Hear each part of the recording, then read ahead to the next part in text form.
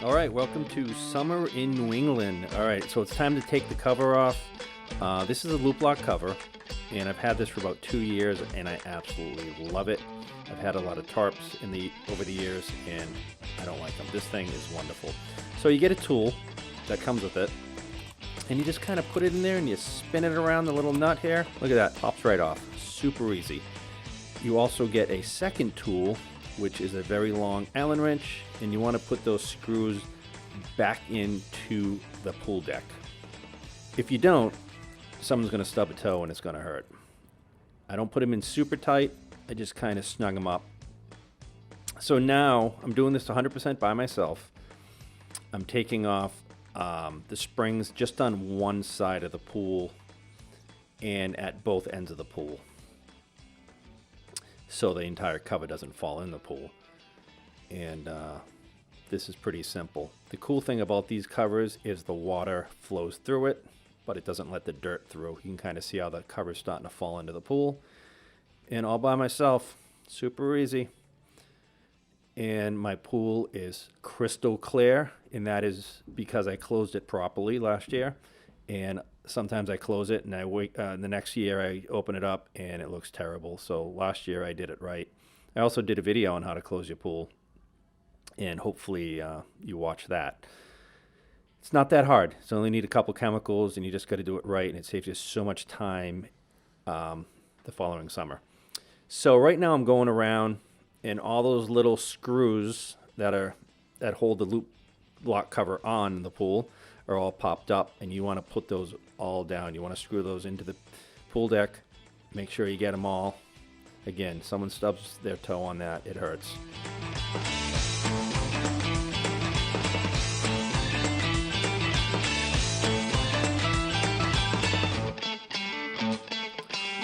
So this cover I will move into another part of the yard later, open it up, let it dry out, and then I fold it up really nice, and it comes with a bag, and I put it in the bag, and I leave it actually in my basement. So the next thing I do is I walk around the pool with a hose, and I just kind of squirt all the dirt away from the pool, all the stuff that kind of got stuck up against the cover over the winter. Otherwise, it's going to end up in your pool, and you're going to be vacuuming it up. So it makes it a little easier. And in a couple days, or maybe next week, I'll actually power wash the deck. I usually don't do it every year. I usually do it every other year. All right, so these are some of the things we need to open the pool back up. So I take those plugs off, the jets that are in the pool. That's what lets the water into the pool. And I put those new jets on. And this one is that goes back to the filter. And that's usually in the deep end. And this is the skimmer basket. And it just goes back in here. It's a little dirty in there, but I'm not sure if I'm going to clean it or not. It's not that bad. Now, the best place to store all of your stuff over the winter from your filter is in your filter, and I learned that from my pool guy. So I put all my little knickknacks in here.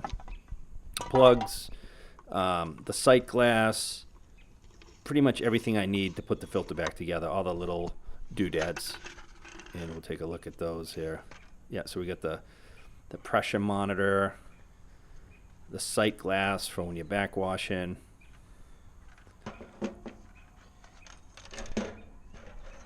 Let me dump it out here. And I know you're going to think it's going to fall in the AC unit, but it doesn't. The stuff's too big. So first thing I do, I put the sight glass on, and I did put a little silicone around it, silicone tape, because it does tend to leak a little, but nothing major. That is the main cap for the filter, the main drain. And of course you drain your filter when you close it, otherwise it would freeze and break your filter over the winter. And it's just all but hand tight. So these little plugs, these go on the, I'm not even sure what you call it, I guess, the Haywood motor compartment. I don't know, it's another basket there, but I drain the water out of there also. And that has a little rubber O-ring on it, and you want to make sure that O-ring is in good condition. If it's not, you can get another one. They're super cheap. It'll keep your filter from leaking. And I just use a little stubby screwdriver instead of a wrench to put them back in. I find it easier. And on the Haywood, there are two drain ports. Now, if they're not going in easy, you might be cross-threaded, and you don't want to cross-thread it because it'll leak and you'll always have an issue with it. So make sure they go in nice, and then just snug them up tight. And of course, check if when your filter's running. You want to check again, make sure there's no leaks. Just walk around it. Okay, so it's in winter mode. I always go clockwise. I don't know if you have to, but it just seems right. I always turn it clockwise, and I put it back in filter mode. Okay, so I take this little steel ring clamp. I'm not even sure what it's called. And I actually put it around the backwash hose. So when I put it on the filter, it's, oh, there goes my iPhone 11, which did survive, thank God. And see how easy it is? You just put it on and you just screw it down. And again, the only thing I'm using is this little short screwdriver. You don't need a lot of tools to open or close your pool. It's pretty simple.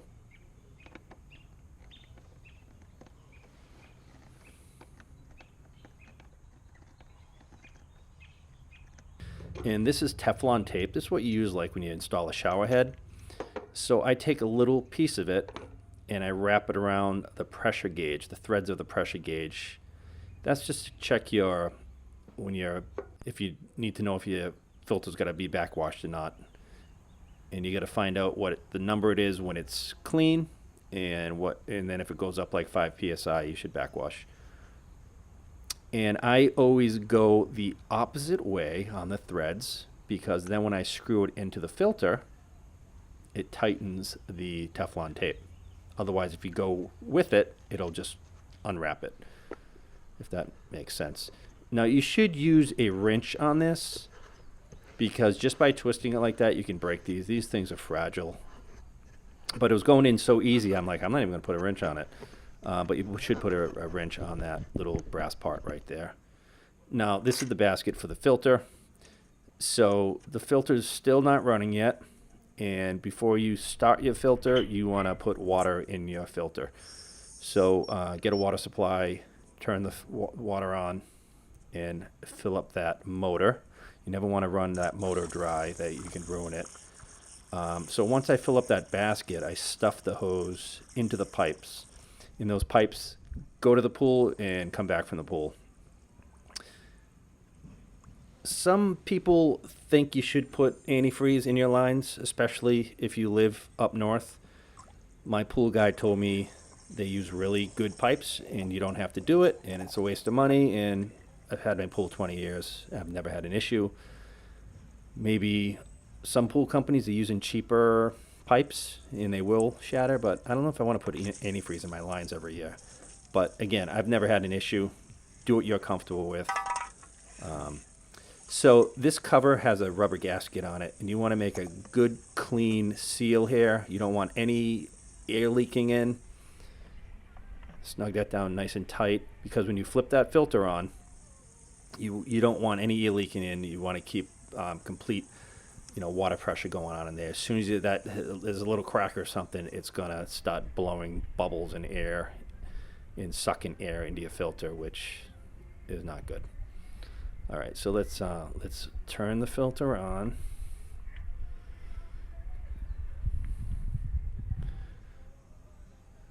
I think I'm praying that'll work. So I'm just listening. It sounds good. So then I walk over to my pool, and there it is. It's working. So you see all those bubbles? That's all air that's in the lines. So I'm just blowing all that out, and that will go away in a few minutes. And then those lines will be 100% water with no air in them at all. If you're getting air in your lines constantly, that means something's wrong with your filter. It's leaking. Your water level might not be high enough in these inlets, so your skimmer's sucking in water. So if you're getting air in there, there's an issue, and you should try to figure out where it's coming from. In those jets, you can adjust too on how you want, the pool, the stuff to float around your pool, and checking my skimmer, making sure that's flowing. Okay, everything is looking good so far. Okay, so this is part of my vacuum kit, and that's the part that goes in the skimmer. And that rubber O-ring right there, they wear out, and they don't last long. They're probably $10 or something. So all I made, that's a tire tube out of my son's bicycle that I cut with a pair of scissors, and it's been in there for 5 years, and it works absolutely perfect. So a little ingenuity there.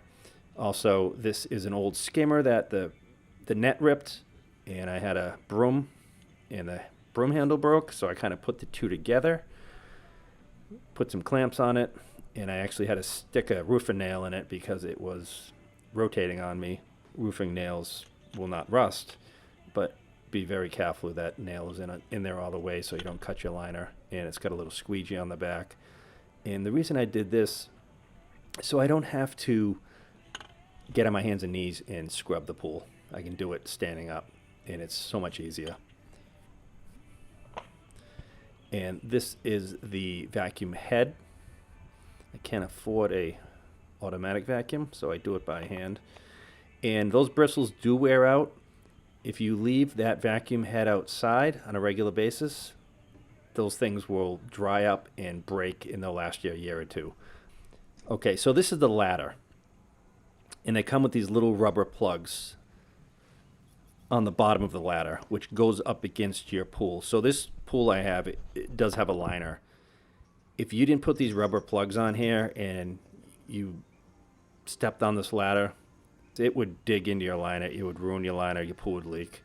So make sure those are on there good. It just popped right in there. There you go. And then I put my body weight into it, and I usually do about 100 of these to, for my six-pack.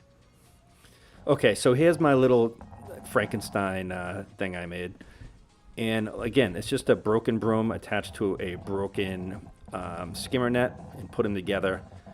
And I can brush the stairs lightly. You can see all that stuff's all getting kind of broken up. The other thing I do is the water line. There is always a mark. And that leaves a stain on your liner. So what I do is I just go around the pool, and I just nice and lightly brush it.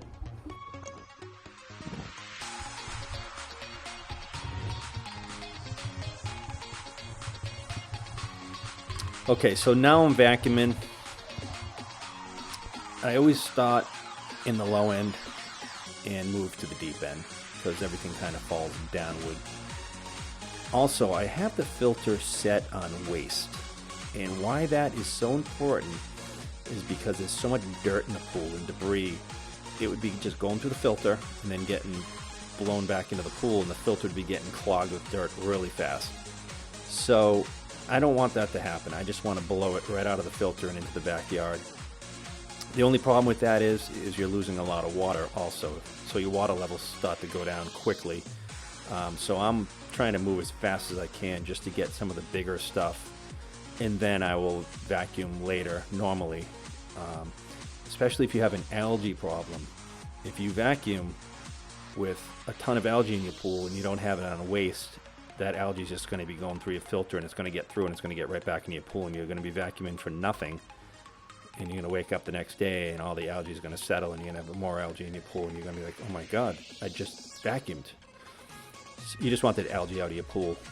Put it on waste, vacuum as quick as you can, get all the big stuff out. I learned that from a guy because I made the same mistake. Okay, so you gotta test your pool, and I know these colors so well over the years, and I never put chemicals in my pool until I'm done vacuuming, but you can kind of match it up here, and I can see where I am. I know I can tell my chlorine's really, really low, and my alkalinity is a little low. In New England, the only thing you have to do for your pool is add pH up, because it's very acidic around here, and some algicide and a bucket of shock is all you really need to open and close your pool every year in New England. And you can see how beautiful my pool is when I pull the cover off, and that's all I do. So this is the big bucket of shock. The best way to put it in is to walk around the pool. Just don't dump it over the edge into one spot. You want to spread it out. You really should wear shoes, because this is chlorine and it's going to spill on your feet. And you could get like a chlorine burn. It does kind of, you can feel it. But I usually rinse my feet after I'm done, just in case.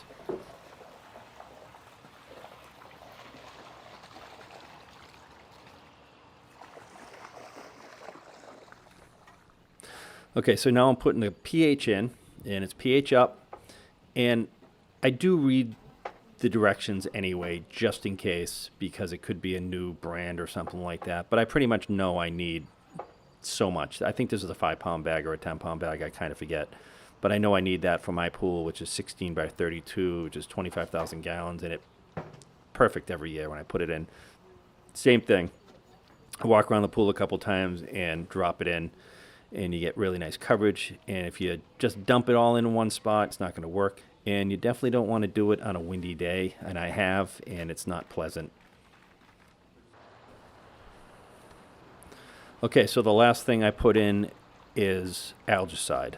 Algicide takes out all the algae, but I close the pool really well with algicide, and as you can see, there's no algae. This is just a preventative, and this algicide works really well.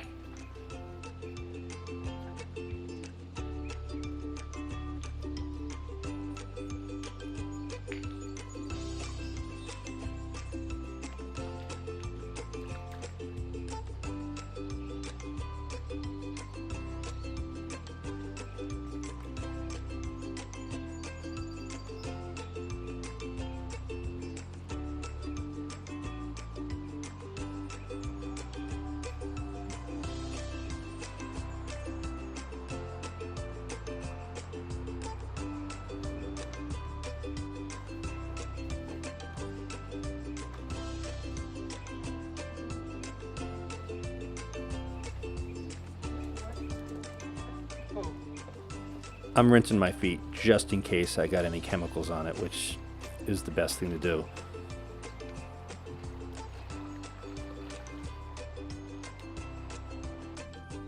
Okay, I love Loop Lock, but this is one issue I have with my Loop Lock cover. I've had it for 2 years, and you can see what it's doing to my coping. It's like destroying it. Same thing with my neighbor too. He has a pool, and that was his only complaint.